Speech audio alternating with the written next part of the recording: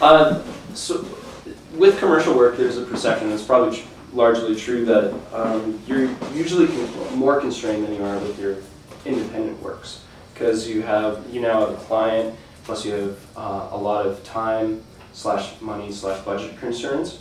What are some artistic surprises as they relate to both your commercial work and your self-directed work? Wendy? I was hoping to get out of this altogether. Just kidding.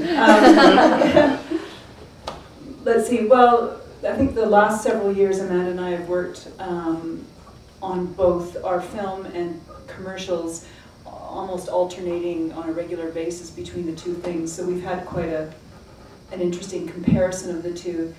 And what's interesting is that I think that they both allow us to see the other as being the greener grass at different times. But ultimately, of course, we want to be making our own film. That is our ultimate goal. That's what gives us the most satisfaction. But having said that, to suddenly work on an ad, as long as it's one that's interesting enough, it has to have something interesting for us to even engage with it. It's fun for us to prove to ourselves that we can do something quickly, because all other evidence indicates that we can't, because we take so long on our film.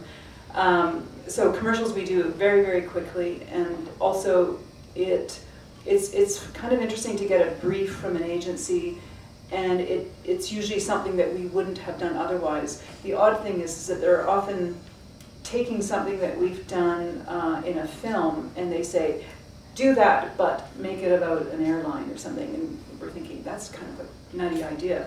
Why would we want to do that? But then we sort of get arm wrestled into doing it, and then we're usually glad. Because we often learn something, or we've improved a lot technically from having done ads.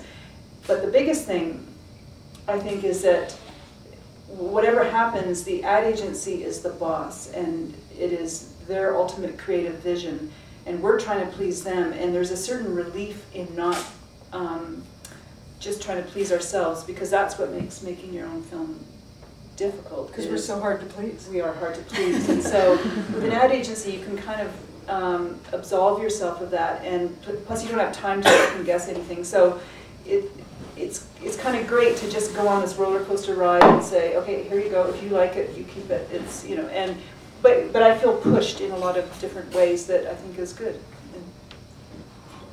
Well, what about you? There's not much I can add to that. That was pretty much exactly what I was going to say, is that abandonment from the responsibility of your own film. And I don't usually, well, I do fight the agencies a little bit on ideas that I don't think will work, but if they insist, I am often surprised that the idea worked. Right, and it does a lot of the time, and you're thinking, oh, you idiots. Yeah, it's like they don't know what they're talking about, but you do it, and you go, oh wow, I wouldn't have done it that way, and I hope that I learned from that.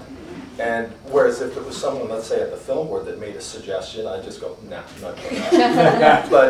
But with commercial stuff, you have to at least entertain the idea of it, and I actually like that. I like that that whole collaborative approach, because I'm always at a distance from a commercial job. Like, I don't want to invest myself completely in it, and only do that on my own projects.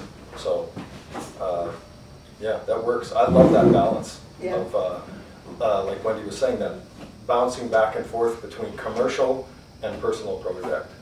If I was only doing my film, it's hard to imagine getting to the other end, because I need that escape where I can just work on something with abandon and get it done, get that completion satisfaction, and then move back onto my film and suppose that I will also get that completion satisfaction from my film one day. So one day, yeah. one distant day. I have something to add. I was just going to add to that, that the other thing we often joke about is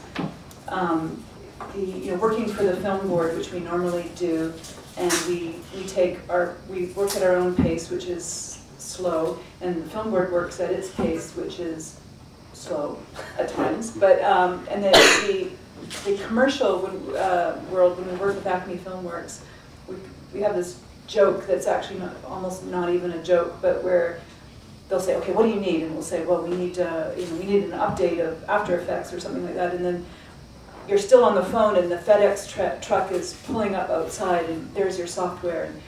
And with the film board, it can be, months, where you just, everything just works so much more slowly. So it's exhilarating to be where you just feel like all your needs are being met, no matter what do you need, another animator, what do you need? Whereas on the film board, you don't have that, but when we're finished a commercial, it is such a relief to be back working on our own film with the film board, because like Cordell was just saying, if you say, nah, I don't like that, we have to redo it, they'll go, okay, whatever you think, which is great. Richard, did you want to add to that from the other side of that perspective? They both. They better be good. Well, I guess you mean like along the lines of, well, from what I gather, like, I haven't actually done very much commercial work. Exactly, yeah. A 30-second piece and another 30-second piece kind of thing, but so to actually have, I'm fortunate, I guess, that way to be able to continue working on my own films. For me, I get that break, I guess, by doing other things like watercolor paintings, or but again, it's still like in a personal kind of line. So yeah, I'm just fortunate to continue working on the project till I get it done. Yeah. Excellent. All right, we'll move on here.